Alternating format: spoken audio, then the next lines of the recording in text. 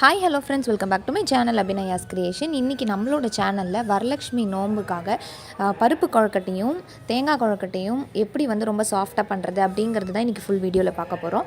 புதுசாக நோம்பு நாங்கள் பண்ணுறோம், தனியாக இருக்கோம் அப்படிங்கிறவாளுக்கு ஒரு ஃபுல் டீட்டெயில்டான ஒரு வீடியோவாக இருக்கும். அது மட்டும் இல்லாமல் 2-3 விதமாக எப்படி கொழுக்கட்டை பண்ணுறது அப்படிங்கிறதும் இன்றைக்கி இந்த வீடியோவில் நம்ம தெரிஞ்சுக்க போகிறோம். நிறைய டிப்ஸ் இருக்குது.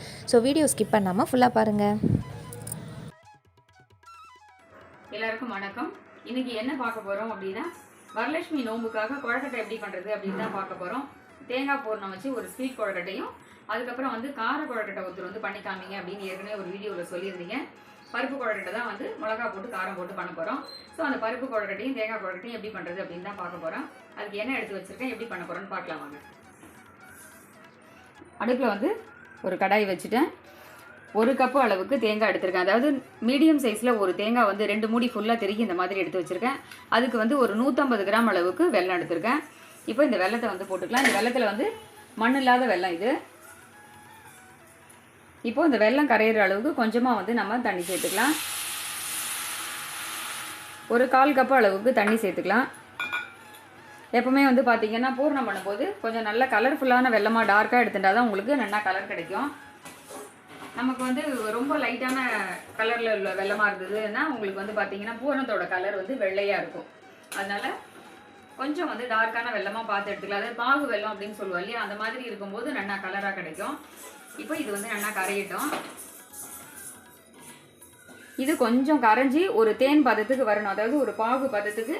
பாகு பதம் அப்படின்னா கம்பி பதம், உருட்டுற அளவு அப்படிலாம் கிடையாது. கொஞ்சம் அதாவது நம்ம இப்படி எடுத்து விட்டோம்னா ஒரு தேன் பதத்துக்கு திக்காக வர மாதிரி இது நல்லா கரைஞ்சதுக்கு அப்புறமா நம்ம தேங்காயும் ஏலக்காயும் போட்டு அதில் சேர்த்து கலர போகிறோம். அப்போ தான் கையில் உருட்டுற போது இப்படி உருட்டினா பொலன்னு இல்லாமல் அப்படியே கோலி குண்டு மாதிரி நிற்கும். ஒரு பிசுபிசுப்பு தன்மை வெள்ளத்தில் வரணும். அதுக்கப்புறமா நம்ம தேங்காய் போட்டு பண்ணிக்கலாம். இப்போ இது கரையிட்டோம். இதில் உப்பு வெல்லமாக இருக்கலாமா? அந்த மாதிரி பூரணத்துக்கு உனக்கு உப்பு வெல்லமாக இருந்தாலும் தப்பு இல்லை. அதாவது நம்ம ஒன்றும் பாகு வச்சு உருட்டி வேறு ஏதாவது அதிரசமோ இல்லை வேறு ஏதாவது பருப்பு தேங்காய் பண்ணுறதோ, வேறு ஏதாவது வேர்க்கடலை உருண்டை இந்த மாதிரி ஏதாவது ஒரு பாகு வச்சு உருட்டுவோம் இல்லையா, தண்ணியில் போட்டு எடுத்து அந்த பதமெல்லாம் கம்பி பதம் அந்த மாதிரி இருக்கிறதுக்கு தான் உப்பு வெல்லமாக இருந்தால் சரியாக வராதுன்னு சொல்லுவோம். பூரணம் தானே பண்ண போகிறோம், அதுக்கு அந்த அளவுக்கெல்லாம் உப்பு இருந்தால் பண்ணக்கூடாது அப்படிங்கிறதெல்லாம் இல்லை. லேசான ஒரு உப்பு வெல்லமாக இருந்தாலும் தப்பு இல்லை. வெல்லம் கொஞ்சம் கலராக இருந்தால் பார்க்குறதுக்கு பூரணம் நல்லா இருக்கும், டார்க்காக இருந்தால். பார்த்தீங்கன்னா இந்த மாதிரி ஒரு கப்பில் ஒரு 100 கிராம் அளவுக்கு கடலைப்பருப்பும் ஒரு 100 கிராம் அளவுக்கு உளுத்தம்பருப்பு ரெண்டையும் சேர்த்து இந்த மாதிரி ஒரு அரை மணி நேரம் கிட்ட ஊற வச்சுக்கலாம். காரத்துக்கு 2 வரமிளகாய் இதோடையே சேர்த்து ஊற போட்டுடலாம். இப்போ இது ஊற வச்சுருக்கேன். இந்த அளவுக்கு ரேஷியோ எடுத்திருக்கேன். அதுக்கப்புறம் பார்த்தீங்கன்னா இதை அரைக்கும் போது பார்த்தீங்கன்னா இந்த தண்ணியை வடிச்சிட்டு மிளகாய், இதுக்கு தேவையான அளவு உப்பு போட்டுக்கலாம். அதுக்கப்புறம் பார்த்தீங்கன்னா கொஞ்சம் கலருக்காக மஞ்சப்பொடியும் போட்டு சேர்த்து கோட்ஸாக ஒரு வடமாவு பதத்துக்கு கெட்டியாக இதை அரைச்சி எடுத்துக்க போகிறோம். இதோடையே சேர்த்து பெருங்காய பொடியும் நம்ம போட்டுக்கணும். தண்ணியை ஃபுல்லாக ஒட்டை வடித்து எடுத்துட்டு உப்பு, பெருங்காயம், மிளகாய், இதை கொஞ்சம் மஞ்சப்பொடி இதெல்லாம் சேர்த்து ஜாரில் போட்டுட்டு அதுக்கப்புறம் பருப்பையும் சேர்த்து போட்டு எல்லாத்தையும் வடமாவு பதத்துக்கு நம்ம அரைச்சி எடுத்துட போகிறோம். இப்போ இந்த பக்கம் பாகு கொதிச்சுன்னு இருக்கு. வெல்லம்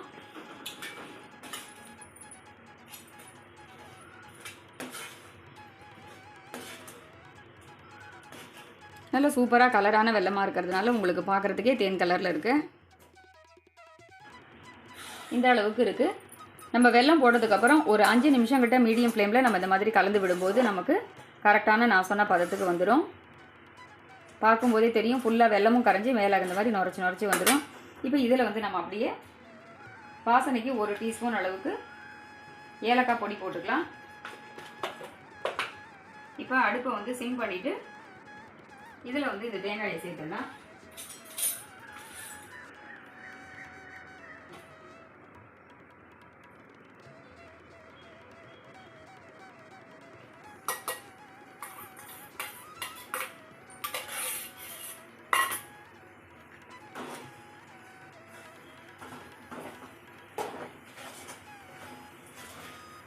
சில பேருக்கு ஸ்வீட் நிறைய இருந்தால் பிடிக்கும், சில பேருக்கு கம்மியாக இருந்தால் பிடிக்கும். நான் போட்டிருக்கிறது ரொம்ப கரெக்டான அளவுக்கு போட்டிருக்கேன். அதிகமாக வெல்லம் இல்லாமல் ஓவர் ஸ்வீட்டும் இல்லாமல் ரொம்ப கம்மியாகவும் இல்லாமல் கரெக்டான அளவுக்கு போட்டிருக்கேன். இப்போ நம்ம பார்க்குறதுக்கு உதிராக இருக்க மாதிரி இருக்கும். கொஞ்சம் நாழி தேங்காய் வெந்ததுக்கப்புறம் பார்த்தீங்கன்னா உங்களுக்கு அதுவே வந்து கரெக்டான பக்குவத்துக்கு வந்துடும்.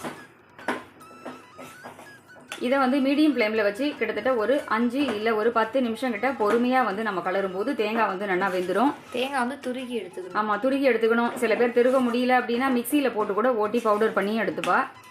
திருகியும் எடுத்துக்கலாம். திருகும்போது நமக்கு அந்த கருப்பெல்லாம் இல்லாமல் கொஞ்சம் பார்த்து, அதே சமயத்தில் பத்தையாக விழும். திருகும்போது ஒரு மாதிரி பிள்ளையாக விழும். அந்த பிள்ளையெல்லாம் இருந்தது அப்படின்னா திருகும்போது நம்ம எடுத்துக்கலாம். இல்லை அப்படின்னா மிக்சியில் போட்டு கூட ஓட்டிக்கலாம், நம்ம சௌரியம். அந்த மாதிரி மிக்சியில் போட்டு திருப்பிட்டோன்னா கொஞ்சம் கூட நமக்கு வந்து அது என்ன சொல்கிறது, பத்தையாக தேங்காய் வந்து பீஸாக இல்லாமல் நல்லா வந்து ஃபைன் பவுடர் ஆகிடும். இது வந்து ஒரு 5-6 நிமிஷம் இல்லை வந்து ஒரு மீடியம் ஃப்ளேமில் நம்ம இதெல்லாம் வந்து இது வேகிறதுக்குள்ளே இந்த பூர்ணம் ரெடி பண்ணிக்கலாம். மாவு ப்ரிப்பேர் பண்ணுறதுக்கு என்ன பண்ண போகிறோம் அப்படிங்கிறதெல்லாம் பண்ணும்போது அதுக்குள்ளே இது வந்து ஒரு 10 நிமிஷத்தில் வந்து பூர்ணம் வந்து வெந்துடும். இந்த மாதிரி கொஞ்சம் பாகு மாதிரி வச்சு கரைச்சிட்டு பண்ணும்போது அந்த பூர்ணம் பார்த்தீங்கன்னா, இப்போ நம்ம ப்ரிப்பேர் பண்ணுற பூர்ணம் கொஞ்சம் வெள்ளத்தை வந்து கரைச்சி பாகு மாதிரி பண்ணி அதில் தேங்காய் போட்டு கலரி கொஞ்சம் நல்லா கையில் தொட்டால் ஒரு பிசுக்கு வர்ற பதத்துக்கு ஒரு 10 நிமிஷம் கிட்ட பொறுமையாக வேக வச்சு எடுத்து வச்சுக்கிற பூர்ணம் பார்த்தீங்கன்னா, நமக்கு கொஞ்சம் நிறைய பண்ண முடியும் அப்படின்னா கூட பண்ணி வச்சு ஃப்ரிட்ஜில் ஸ்டோர் பண்ணிக்கிறதுக்கு கெட்டு போகாமல் இருக்கும். ரொம்ப சூப்பராக இருக்கும்.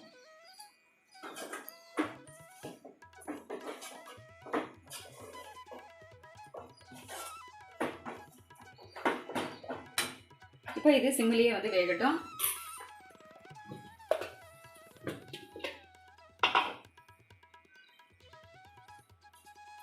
ஜாரில் வந்து இந்த மிளகாய் போட்டுக்கலாம். இப்போ இதில் வந்து காரப்பொடி போடுறா இல்லையா, அது சில பேர் வந்து அதாவது எப்படின்னு பார்த்தீங்கன்னா, மிளகா ஊற போட மறந்துட்டோம் அப்படின்னா நம்மளோட ஆரம்ப வீடியோவிலே பார்த்தீங்கன்னா போன வருஷம் வரலட்சுமி நோம்புக்கும் வந்து கொழக்கட்டை பண்ணியிருக்கேன். தேங்காய் கொழக்கட்டை, பருப்பு கொழக்கட்டை பண்ணியிருக்கோம். அதே மாதிரி விநாயகர் சதுர்த்திக்குமே வந்து எள்ளு கொழக்கட்டை, தேங்காய் கொழக்கட்டை, பருப்பு கொழக்கட்டை 3மே வந்து பண்ணி காமிச்சிருக்கேன். அதுலேயுமே வந்து நான் சொல்லியிருக்கேன் மிளகாயை ஊற போட்டு அரைச்சிக்கலாம். சில பேர் சப்போஸ் வந்து இப்போ பிகினர்ஸ்லாம் வந்து கொஞ்சம் நம்ம எல்லாமே நாமளே தான் பண்ணுறோம் அப்படிங்கிற போது மிளகாயை ஊற போட மறந்துட்டோம் அப்படின்னா நீங்கள் தனி மிளகாய் இப்படி வச்சுருந்தீங்கன்னா காரத்துக்கு அது கூட சேர்த்துக்கலாம். ஊற வச்சுட்டோம் அப்படின்னா நல்லா மசிஞ்சிடும். அப்படி இல்லைன்னா நீங்கள் வந்து அந்த பொடி கூட சேர்த்துக்கலாம்.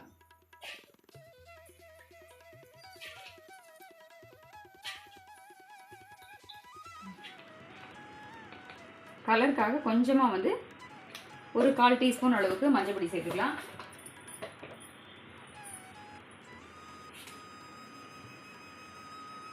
வாசனைக்கு ஒரு 1/2 டீஸ்பூன் அளவுக்கு பெருங்காய பொடி சேர்த்துக்கலாம்.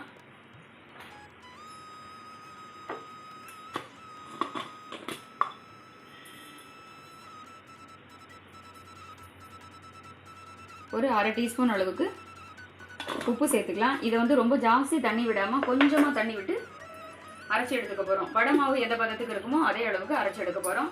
இதையும் கலரி முடிச்சுட்டு அரைச்சிட்டு அதுக்கப்புறம் பார்க்கலாம். இப்போ நம்ம அரைச்சாச்சு. பருப்பு காரம் எல்லாம் சேர்த்து அரைச்சி இந்த பதத்துக்கு எடுத்துட்டோம். இப்போ இதை முடிச்சுட்டு அடுத்தது வந்து மாவு தான் கலர போகிறோம்.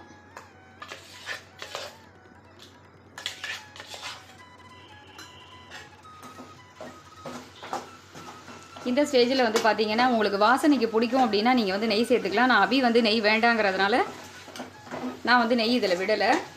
ஆனால் இதிலே 1 டீஸ்பூன் அளவுக்கு நீங்கள் நெய் விட்டீங்க அப்படின்னா உங்களுக்கு நல்லா வந்து கொழக்கட்டை வந்து ஒரு நெய் கொழக்கட்டை மாதிரி ரொம்ப வாசனையாக இருக்கும். அந்த பூர்ணத்தோட அந்த வெள்ளை பாகோட நெய் சேரும்போது ரொம்ப ரொம்ப வாசனையாக டேஸ்ட்டாக சூப்பராக இருக்கும்.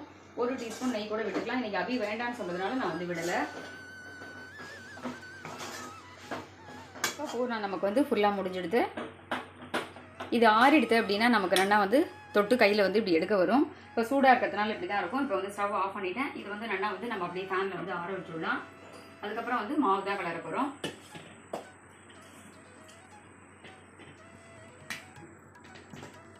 இப்போ பார்த்தீங்கன்னா அடுத்தது வந்து குக்கரில் தான் வந்து மாவு கலர போகிறோம். இல்லை நீங்கள் வந்து அகலமான பேன் எடுத்துனாலும் பரவாயில்ல. கொஞ்சம் அடி கனமான பாத்திரமாக இருக்கணும். அதே சமயத்தில் தாராளமாக இழுத்து கலர்ற மாதிரி இருக்கணும். நான் வந்து இன்றைக்கி நல்ல 200 கிராம் டம்ளர் பெரிய டம்ளரால் 4 டம்ளர் அளவுக்கு மாவு எடுத்துட்டுருக்கேன். இந்த மாதிரி ஒரு பெரிய டம்ளர். இதால் வந்து ஏற்கனவே இதில் 3 டம்ளர் அளந்து போட்டிருக்கேன். இப்போது இதே மாதிரி இதையும் இதில் சேர்த்துடுறேன். இதோடு சேர்த்து 4 டம்ளர் அளவுக்கு மாவு எடுத்துட்டுருக்கேன். இது என்ன மாவு? இது வந்து பார்த்தீங்கன்னா ஈர அரிசி மாவு, பதப்படுத்தின மாவு. எப்படின்னு கேட்டிங்கன்னா ஒரு 2 மணி நேரம் கிட்ட, அதாவது அரிசியை பச்சரிசியை வந்து ஒரு 2-3 மணி நேரம் கிட்ட நம்ம வந்து அரிசியை நல்லா களைஞ்சிட்டு தண்ணியில் ஊற போட்டுடணும். ஊறினதுக்கப்புறமா அரிசியை வந்து நல்லா தண்ணியை வடிச்சிட்டு ஃபேன் காற்றுல ஒரு துணியை போட்டு அப்படியே உணர்த்திட்டோம் அப்படின்னா ஒரு 10 நிமிஷத்துல வந்து ஒரு 5 இல்லை 6 நிமிஷம் 10 நிமிஷத்துக்குள்ளே உங்களுக்கு நல்லா ஓரளவுக்கு காஞ்சிரும். கையில் அப்படி தொட்டோம் அப்படின்னா லேசாக ஒட்டுற மாதிரி இருக்கும். அந்த பக்குவத்துக்கு எடுத்து மிக்சியில் அரைச்சி சலிச்சு அதை வந்து காய வச்சு எடுத்துக்கலாம். அப்படி இல்லைன்னா நீங்கள் மிஷினில் கூட கொடுத்து அரைச்சிக்கலாம், உங்கள் சௌகரியம் தான். சாமி நெய்வேத்தி இதுக்கு பண்ணுறோம் அப்படிங்கிறதுனால நான் வந்து மிக்சியில் அரைச்சி ப்ரிப்பேர் பண்ணிக்கிறேன். இல்லை நீங்கள் வந்து மிஷினில் கொடுத்து அரைச்சினாலும் சரி. இல்லை பரவாயில்ல, நாங்கள் வந்து பதப்படுத்தின மாவு கடையில் கிடைக்கிறது அந்த மாவுலேயே நாங்கள் பண்ணிக்கிறோம் அப்படின்னு நினைக்கிறவர்களாக இருந்தாலும் உங்கள் விருப்பம் தான். ஆக மொத்தம் ஈரரிசி மாவை அரைச்சி ஃபேனில் வந்து நல்லா ஒரு 2 நாள் கிட்ட காய வச்சு சலிச்சு எடுத்துருக்க மாவு இது. மாவை வந்து சலிக்கணும்னு கூட அவசியம் இல்லை. ஈரமாவு வந்து மணிமணியாக இருக்கும் இல்லையா, அந்த மணிமணியாக இருக்கும்போது கண்டிப்பாக சலிக்கணும். அதை சலித்தோம் அப்படின்னா ஒரு மாதிரி டஸ்ட்டு படியும். அதனால் நான் வந்து அதை சலிக்கிறது இல்லை. ஃபேன் காற்றுல காய வச்சுட்டு மாவு நல்லா காஞ்சதுக்கு அப்புறமா பெரிய ஜாரில் எடுத்து போட்டு 2-3 தடவையாக மாவை வந்து மிக்சியில் போட்டு அந்த மணிமணியாக இருந்தாலும் அதை அப்படியே சலிக்காமல் மிக்சியில் போட்டு 2 திருப்பு திருப்பினோம் அப்படின்னா சலிச்ச மாதிரி நல்லா ஃபைன் பவுடர் ஆகிடும். சலிக்கிற போது நமக்கு கொஞ்சம் டஸ்ட்டு படிக்கிற மாதிரி இருக்கும். இந்த மெத்தட் கூட நம்ம வந்து ஃபாலோ பண்ணிக்கலாம். இப்போ இதில் வந்து தண்ணி வச்சுடலாம். 4 டம்ளர் மாவு எடுத்திருக்கேன். இதுக்கு ஒரு 4.25 டம்ளர் அளவுக்கு தண்ணி வச்சுட்டா கரெக்டாக இருக்கும். சில அரிசி வந்து பார்த்தீங்கன்னா பழைய அரிசியாக எடுக்கிற போது பார்த்தீங்கன்னா உங்களுக்கு 4 டம்ளர் மாவு அப்படின்னா 4.5 டம்ளர் இல்லை ஒரு 5 டம்ளர் கிட்ட கூட நமக்கு வந்து தண்ணி இழுக்கிறதுக்கு வாய்ப்பு இருக்குது. ஏன்னா சாதம் வைக்கிற போது நம்ம சொல்லுவோம் இல்லையா, பழைய அரிசியாக இருந்தால் 1க்கு 3 தண்ணி வைப்போம். கொஞ்சம் வந்து புது அரிசியாக இருக்குன்னா 1க்கு 2, 2.5 வைப்போம் இல்லையா, அந்த மாதிரி ரேஷியோ தான் இதுக்குமே. அதனால நீங்கள் எடுக்கிற அரிசி வந்து புது அரிசியாக இருந்து மாவு எடுத்தீங்க அப்படின்னா 1க்கு 1 போகும். கொஞ்சம் பழ அரிசியாக எடுக்கிறீங்கன்னா 4 டம்ளர் மாவு அப்படின்னா 4.5 டம்ளர். ஒரே டம்ளர் மாவு தான் அப்படின்னா 1 டம்ளரும் மேலே ஒரு 1/4 டம்ளர் அளவுக்கு தண்ணி எடுத்துட்டா போதும். இப்போ 3 டம்ளர் விட்டுருக்கேன்.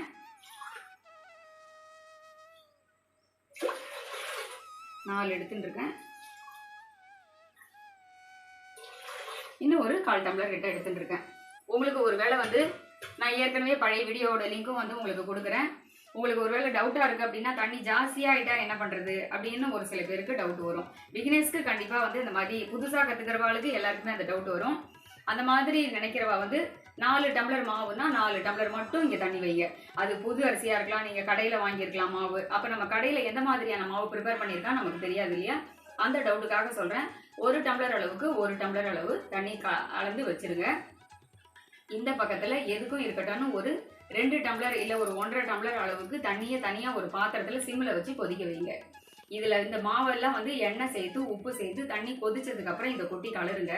உங்களுக்கு இன்னும் கொஞ்சம் தண்ணி தேவை அப்படின்னு நீங்கள் நினச்சிங்கன்னா இந்த வெந்நீர் சைடில் கொதிக்க வைக்கிற வெந்நீர் எடுத்து கொஞ்சம் கொஞ்சமாக விட்டு விட்டு நீங்கள் இழுத்து கலந்தீங்கன்னா அட்ஜஸ்ட் ஆகிடும்.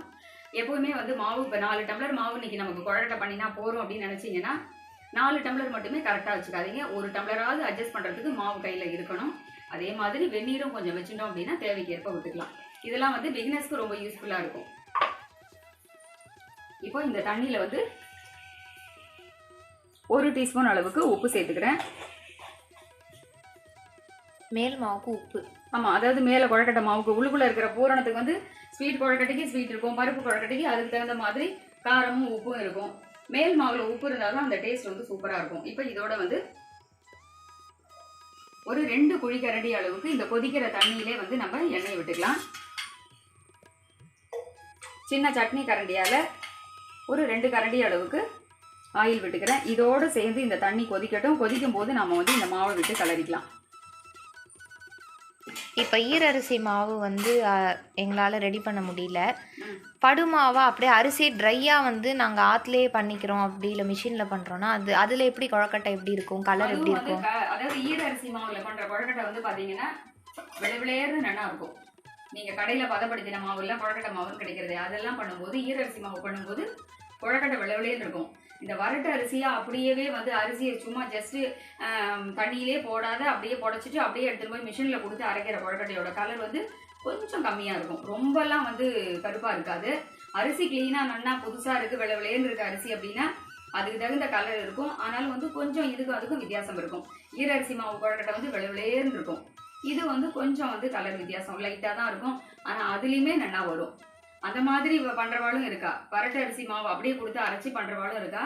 ஆனால் அந்த மாதிரி நீங்கள் வரட்டு அரிசியை கொடுத்து அரைச்சின்னு வரதா இருந்தால் இதுக்கு முன்னாடி கோதுமையோ அரிசி மாவோ கம்போ வேறு என்ன வேணால் மிஷினில் கொடுத்து அரைச்சிருப்பா.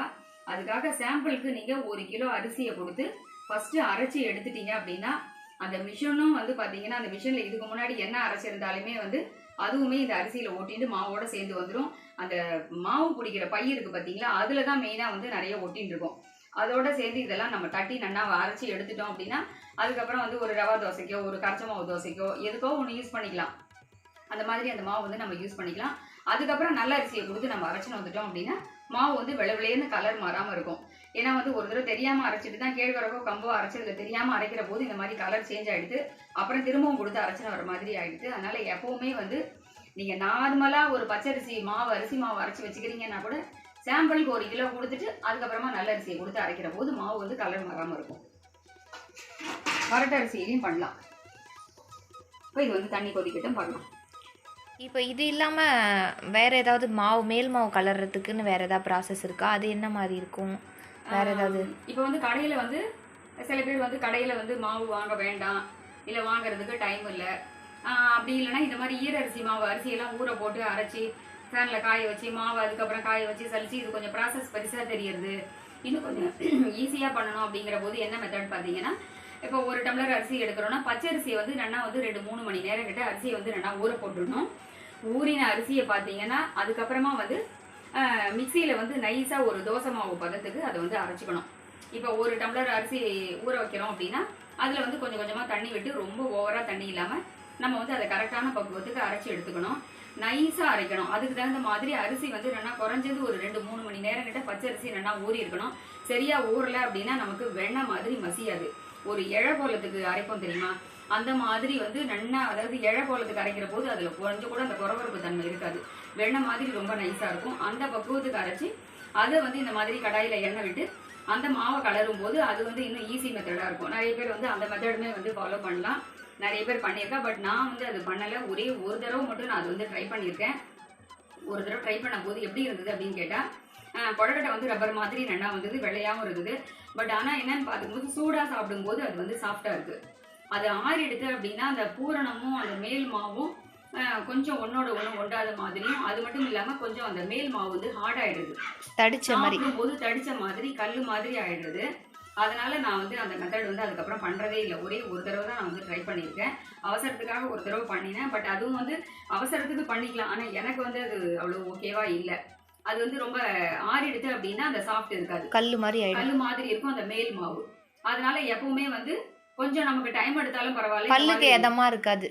ஆமாம், அதனால அந்த மாதிரி அது ஆறிடுது அப்படின்னா சாப்பிட்றதுக்கு கொஞ்சம் கஷ்டமா இருக்கும், நமக்கே டிஃப்ரெண்ட் தெரியும். அதனால இந்த மாதிரி மாவுல பண்றதுக்கும் அந்த மாவுல பண்றதுக்கும் வித்தியாசம் இருக்கு. சூடா சாப்பிடும்போது நல்லா இருக்கும். இப்போ இந்த மாவை பவுடர் மாவை கொட்டி கலர்ற நேரத்தை விட அரைச்ச மாவை வெந்நீரில் கொட்டி கலரும் போது அது வேக ஏதாவது டைம் எடுக்குமா? இல்லை, அது ஒரு சிம்மில் வச்சு நம்ம கொட்டி ரொம்ப ஹை ஃப்ளேமில் வைக்காம அடி பிடிக்கும். அதனால கொஞ்சம் பார்த்து பக்குவமாக வந்து நம்ம கலரிக்கலாம். இப்போ வந்து மாவு கொட்டிக்கலாம். அதில் அடுப்பு வந்து தண்ணி கொதிக்கிறது. ஏன்னா அந்த மாதிரி டவுட்லாம் நிறைய வரும். பட் அதாவது அடி கனமான கடாயில் கலரும் போது நமக்கு அந்த மாதிரிலாம் ஆகாது. ஈஸியாக கலரிடலாம். எண்ணெயும் தண்ணியும் சேரும்போது ஒண்டாமல் நல்லா வரும். இப்போ பொறுமையாக நம்ம வந்து இதில் ஃபஸ்ட்டு கொஞ்சம் கொஞ்சமாக அப்படி மாவை தள்ளிக்கலாம்.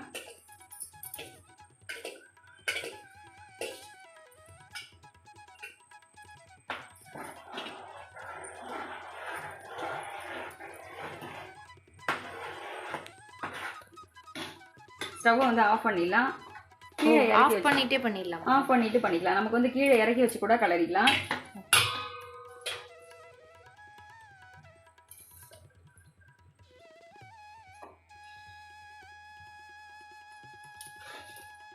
அடுப்பு மேலே தான் வச்சு கலரணும் அப்படிங்கிறது இல்லை.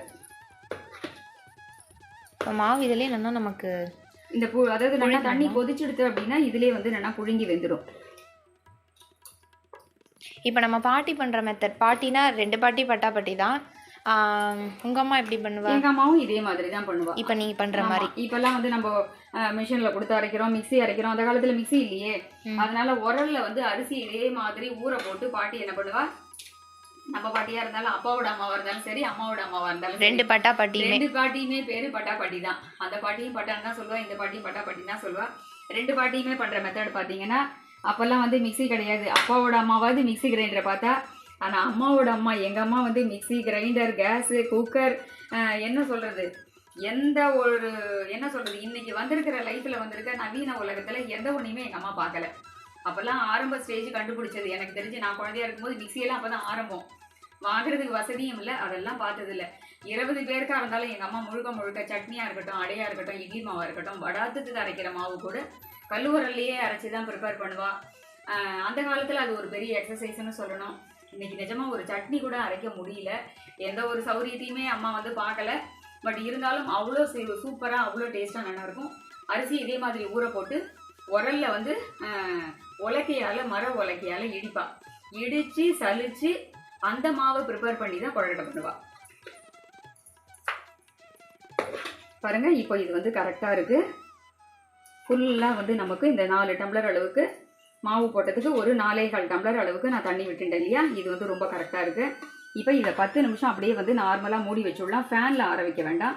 மேலாக நம்ம சும்மா வந்து வறண்டு போகாமல் இருக்கிறதுக்கு சில பேர் மேலே வந்து ஈர துணியை போட்டு மூடி வைப்பா, வெள்ளை துணியை.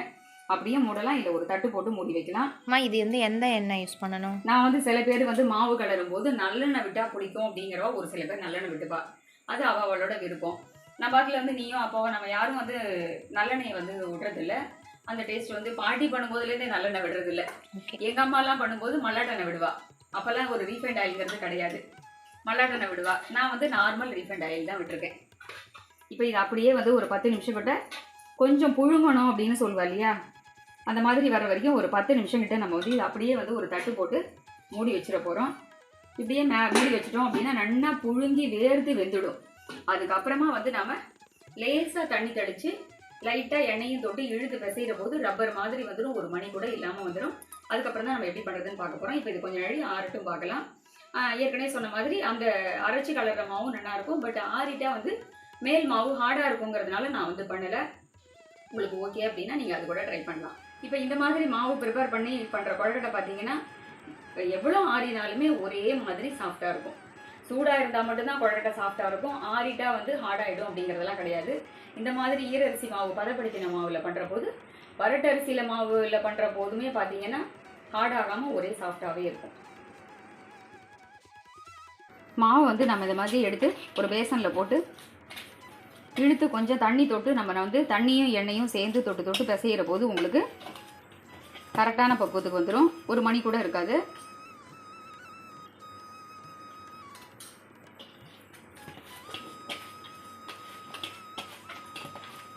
கொஞ்சம் கொஞ்சமாக நம்ம ஃபுல் மாவையும் ஒரே தடவையாக பிசையுமா கொஞ்சம் கொஞ்சமாக வந்து பிசைஞ்சிக்கலாம்.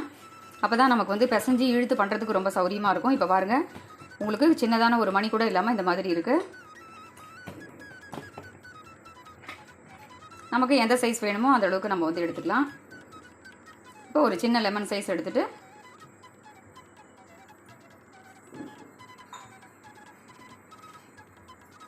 இப்படி பண்ணிக்கலாம். ஃபஸ்ட்டு பார்த்தீங்கன்னா சென்டரில் இப்படி கட்டை வரலால் ஒரே ஒரு சின்னதான ஒரு பள்ளம் பண்ணிவிட்டு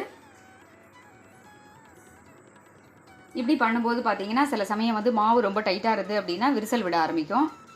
அப்போ நம்ம லேசாக கொஞ்சம் தண்ணி தொட்டு அதை அப்படி அட்ஜஸ்ட் பண்ணும்போது அந்த விரிசல்லாம் வந்து சரியாயிடும்.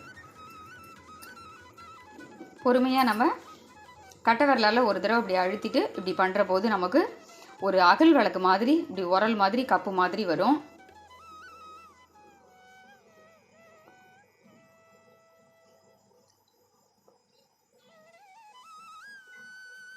நாம் அப்பப்போ இப்படி கொஞ்சம் லேசாக தண்ணியும் எண்ணெயும் தொட்டு தொட்டு நம்ம இப்போ இந்த மாதிரி பண்ணிவிட்டு விநாயகர் சதுர்த்திக்கு பண்ணும்போது பார்த்திங்கன்னா இதை வந்து அப்படியே இப்படி சேர்த்து மூட்டை மாதிரி மோதகமாக பண்ணிவிடுவோம். நம்ம நோம்புக்கு பண்ணும்போது கொழக்கட்டையாக வந்து நீள வாக்கில் பண்ணுவோம். இப்படி திட்டமாக பூர்ணம் ரொம்ப அதிகமாக வைக்காமல் இந்த மாதிரி வச்சுக்கோங்க. இப்படி அட்ஜஸ்ட் பண்ணிவிட்டு பூர்ணம் வந்து வெளியில் வராத அளவுக்கு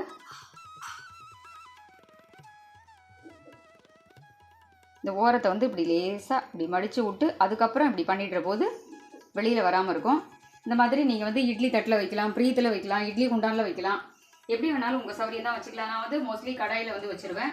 ஏன்னா நம்ம ஒருத்தரே ப்ரிப்பேர் பண்ணுறோம் அப்படின்னா இது ஒரு தட்டில் வச்சுட்டு அடுத்தது இது வேகிறதுக்குள்ளே நம்ம ஒன்று ஒன்றா பண்ணும்போது நம்ம வந்து சரியாக இருக்குங்கிறதுனால ஒவ்வொரு தட்டாக வேக வச்சு எடுத்துப்பேன். அது மட்டும் இல்லாமல் ஒன்றுமே இல்லை ஒன்றா நிறைய அடிக்கணும்னா அடி தட்டில் வேர்த்து கூட சில சமயம் தண்ணி சொட்டும். அப்போ அது வந்து ஒரு மாதிரி கொல கொலன்னு ஆகிறதுக்கு வாய்ப்பு இருக்குது. அதனால் நம்ம ஒவ்வொரு தட்டாக இது பண்ணும்போது ரொம்ப கரெக்டாக இருக்குங்கிறதுனால நான் வந்து இந்த மாதிரி ஒரு கடாயில் தான் தண்ணி வச்சுருக்கேன். இந்த கடாயில் வந்து இந்த தட்டில் வந்து எண்ணெய் தடவி வச்சுருக்கேன். இப்போ இதெல்லாம் எண்ணெய் தடவி இந்த மாதிரி ரெடி பண்ணி வச்சுட்டேன். ஒவ்வொன்றையும் வந்து 2 குழக்கட்டை வச்சுக்கலாம். இப்போ இந்த பக்கம் அதே மாதிரி இன்னொரு கடாயில் வந்து தண்ணி வச்சுட்டு வேறு ஒரு இட்லி தட்டில் வந்து அதே மாதிரி எண்ணெய் தடவிட்டு பருப்பு குழக்கட்டையை அந்த பக்கமும் தேங்காய் குழக்கட்டையை இந்த பக்கமும் ஸ்வீட் குழக்கட்டையை இந்த மாதிரி மாறி மாறி வச்சு எடுத்துக்கலாம். தேங்காய் கொழுக்கட்டை வந்து வேக எவ்வளோ டைம் எடுக்கும்? தேங்காய் கொழுக்கட்டை பார்த்தீங்கன்னா உங்களுக்கு ரொம்ப அதிக டைம் எடுக்காது. ஒரு 5-7 நிமிஷத்தில் வந்து ரெடி ஆகிடும். ஏன்னா ஆல்ரெடி மீடியம் ஃப்ளேமில் வைக்கணும். ஆமாம், மீடியம் ஃப்ளேமில். ரொம்ப ஹை ஃப்ளேமில் வச்சோம்னா அடியில் வந்து சீக்கிரம் தண்ணி வந்து சுண்டி போயிடும். நான் வந்து ரொம்ப ரொம்ப மீடியமாக வச்சுருக்கேன் பாருங்கள். நாம் இதை இழுத்து பிசைகிறதுக்குள்ளே இந்த மாதிரி வந்து இட்லி பாத்திரமோ குக்கரோ நீங்கள் எதில் வேக வைக்கிறீங்களோ அதில் தண்ணியை வச்சிட்டிங்கன்னா அது முதல்ல சூடு ஏறி கொதிக்க ஆரம்பிக்கும். இதெல்லாம் இந்த வாபரத்தை அப்படி மூடும்போது பார்த்தீங்கன்னா தண்ணியோ இல்லை எண்ணெயோ தொட்டு இப்படி நீங்கள் அட்ஜஸ்ட் பண்ணிங்கன்னா வந்து உடையாமல் இருக்கும். அப்புறம் இப்படி லேசாக வந்து மடித்து விட்டுக்கலாம்.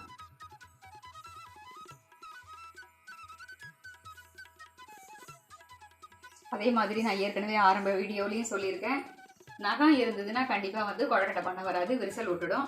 அதனால் நிறைய பேர் வந்து நெயில் வச்சுட்டுருப்பா. அது இருந்தது அப்படின்னா கண்டிப்பாக உனக்கு நம்ம சோப்பு பண்ணும்போது உடஞ்சி போகும். இந்த மாதிரி மூடும்போதும் வந்து உடஞ்சிரும். அதனால் வந்து நம்ம அது கொஞ்சம் பார்த்துக்கணும். நம்ம ஒவ்வொரு தட்டில் ஒவ்வொன்றும் வைக்கலாம், 2 வைக்கலாம், நம்ம சௌகரியம் தான். இப்போ இதே மாதிரி இன்னும் கொஞ்சம் பண்ணிவிட்டு பார்க்கலாம். இப்போ பார்த்தீங்கன்னா இந்த மாதிரி எல்லா தட்டிலையும் ஒவ்வொரு குழக்கட்டை தான் வச்சுருக்கேன். உங்களுக்கு கொஞ்சம் சீக்கிரம் காமிக்கணும் அப்படிங்கிறதுனால நான் ஒவ்வொன்றும் வச்சுருக்கேன். இல்லை அப்படின்னா 2 குழக்கட்டை இந்த பக்கம் ஒன்று இப்படி ஃபேஸ் பண்ணிவிடுவேன், இன்னொன்று வந்து இந்த பக்கம் இப்படி ஃபேஸ் பண்ணிவிடுவேன். அப்போ தான் வந்து உடையாமல் எடுக்க வரும். நான் இன்றைக்கி உங்களுக்கு குயிக்காக காமிக்கணும் அப்படிங்கிறதுனால டைம் ஆகும் அப்படிங்கிறதுனால ஒவ்வொன்றா ஒவ்வொரு தட்டில் வச்சு காமிச்சிருக்கேன். நீங்கள் ஒரே தட்டில் 2 வைக்கிற போது இதை ஃபேஸ் பண்ணி இப்படி வைக்காதீங்க, ஒன்று இப்படியும் ஒன்று இப்படியுமா வச்சுக்கோங்க. இப்போ வந்து இந்த தண்ணி வந்து நல்லா சூடாகி கொதிக்க ஆரம்பிச்சிடுது. இப்போ இது வந்து இது மேலே வச்சுடலாம். வச்சுட்டு இது மேலே வந்து அப்படியே நம்ம வந்து மூடி வச்சுடலாம். இது வந்து ஒரு 5லேருந்து ஒரு 7 நிமிஷம் கிட்ட வெந்தால் போதும். பருப்பு குழக்கட்டை மட்டும் அண்ணா வந்து ஒரு 10 நிமிஷம் கிட்ட பருப்பு குழக்கட்டை வேகிறதுக்கு டைம் எடுக்கும். அடுத்தது பார்த்தீங்கன்னா இந்த மாதிரி இன்னொரு தட்டில் வந்து நான் எண்ணெய் விட்டு வச்சுருக்கேன். இதை வந்து எண்ணெய் தடவி வச்சுடலாம். இதில் வந்து பருப்பு குழக்கட்டை வைக்க போகிறேன். இந்த பக்கம் கடையில் வந்து இதை வச்சுக்கலாம்.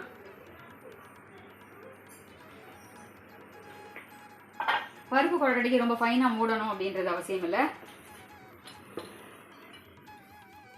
ஏற்கனவே பண்ணின மெத்தட் பார்த்தீங்கன்னா போன வருஷம் நம்மளோட சேனல் ஆரம்பித்த புதுசில் ஸ்டார்டிங்கில் நான் காமிச்சிருந்தது வந்து பருப்பு குழக்கட்டை எப்படி பண்ணியிருந்தேன் அப்படின்னா இதே மாதிரி கோர்ஸாக வந்து அரைச்சிட்டு நம்ம வந்து ஒரு பருப்பூசலி கறிக்கு பண்ணுவோம் இல்லையா, அந்த மாதிரி இட்லி தட்டில் ஆவி காமிச்சு ஃபஸ்ட்டு வந்து வேக வச்சு எடுத்துட்டு அதை உதுத்து நல்லா மிக்சியில் போட்டு ஆறுனதுக்கப்புறம் ஃபைன் பவுடராக பருப்பூசலிக்கு ப்ரிப்பேர் பண்ணின மாதிரி பண்ணிவிட்டு அதுக்கப்புறம் இந்த மாதிரி வந்து கொழக்கட்டை மாவில் சொப்பு பண்ணி அதில் வந்து வச்சு காமிச்சிருந்தேன். அந்த கொழக்கட்டை வந்து ரொம்ப சாஃப்டாக இருக்கும். ஆனால் நான் வந்து எப்போவுமே யூஸ்வலாக எங்கள் அம்மா மாமியார்லாம் எப்படி பண்ணுவா அப்படின்னு பார்த்தீங்கன்னா இந்த மாதிரி டேரெக்டாக வேக வைக்காமல் அரைச்ச பருப்பு விழுது இருக்கு இல்லையா, அதை வந்து இந்த மாதிரி மாவில் வந்து சொப்பில் வந்து நாங்கள் வந்து வச்சு பண்ணிவிடுவோம். இப்போ தேங்காய் பூரணம் வைக்கிற மாதிரி இதை வேக வைக்காமல் ஆவி காமிக்காமல் அப்படியே வந்து டேரெக்டாக வந்து மாவில் வச்சுடுவோம். அது கொழக்கட்டை பார்த்தீங்கன்னா இது வந்து கல் மாதிரி இருக்கும். ஆனால் எங்களுக்கு இப்படி சாப்பிட்டா பிடிக்குங்கிறதுனால நான் வந்து இந்த மெத்தட் பண்ணுறேன். உங்களுக்கு ஆவி காமிச்சு பருப்பூசலி மெத்தடில் ட்ரை பண்ணினா தான் உங்களுக்கு பிடிக்கும் அப்படின்னா நீங்கள் அப்படி கூட பண்ணிக்கலாம். ஆனால் இந்த மாதிரி மெத்தடில் பண்ணுற கொழக்கட்டை இப்போ இன்றைக்கி பண்ணுறோம் அப்படின்னா நாளைக்கு வரைக்கும் கூட இந்த கொழக்கட்டை வந்து நல்லாயிருக்கும். விண்ணுன்னு ஒரு மாதிரி கல் மாதிரி ரொம்ப சூப்பராக இருக்கும்.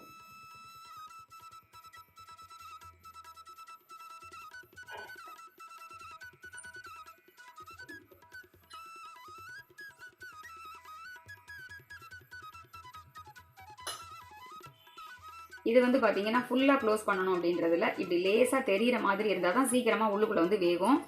ரெண்டாவது வந்து தேங்காய் கொழக்கட்டையெல்லாம் உடஞ்சி வெளியில் வர மாதிரி இது வராது. ஸோ இப்படியே வந்து நம்ம இந்த மாதிரி வச்சுடலாம் ஒவ்வொன்றா.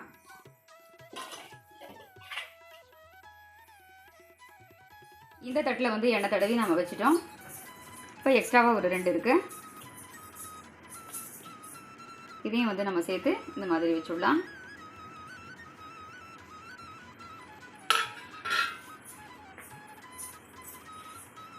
இப்போ இந்த பக்கம் வந்து இந்த கடாயில் வந்து இதை வச்சுடலாம். ஏன்னா வந்து ஒரு 10-12 நிமிஷம் கிட்ட வந்து இந்த பருப்பு கொழக்கட்டை வேகணும்.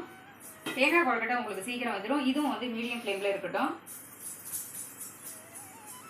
இப்போ இது ரெடியாக இருக்கா அப்படின்னு பார்க்கலாம். இப்போ தேங்காய் கொழக்கட்டை வந்து வெந்துட்டு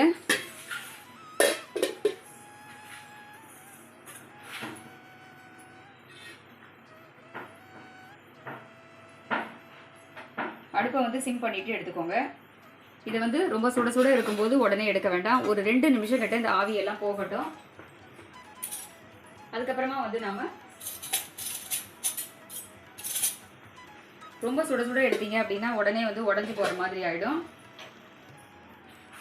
ஒரு 2 நிமிஷம் இது வந்து கொஞ்சம் ஆவியெல்லாம் வெளியில் போனதுக்கப்புறம் லைட்டாக வந்து ஒரு ஸ்பூனால் இப்படி தண்ணி தொட்டுட்டு எடுக்கலாம். அப்படி இல்லைன்னா கையாலே எடுக்கலாம். ஒரு 2 நிமிஷம் இது ஆறட்டும்.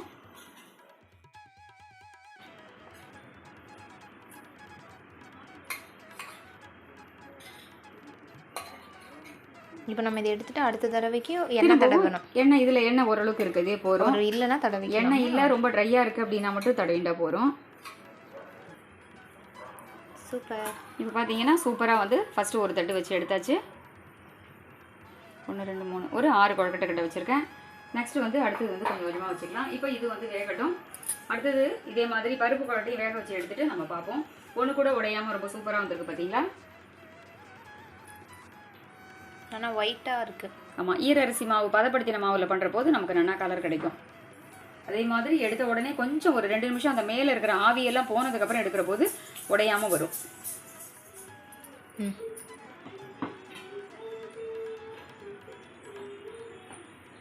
இப்போ நமக்கு பருப்பு கொழுக்கட்டை வந்து வந்துடுது.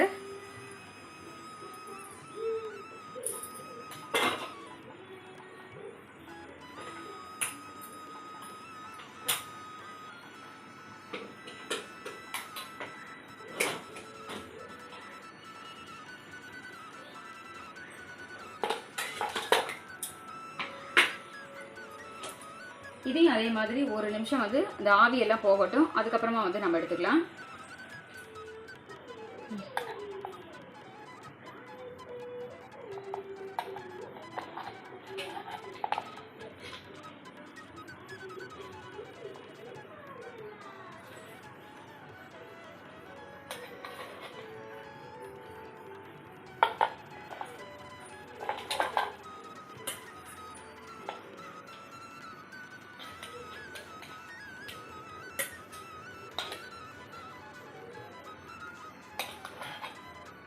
சூப்பராக வந்து வெந்துடுது பார்த்தீங்களா? ஒரு 10-12 நிமிஷம் கிட்ட நமக்கு வேகும்போது நல்லா வந்து இந்த உள்ளுக்குள்ளே இருக்கிற ஸ்டஃபிங் வந்து நல்லா வேகிறதுக்கு தான் டைமு.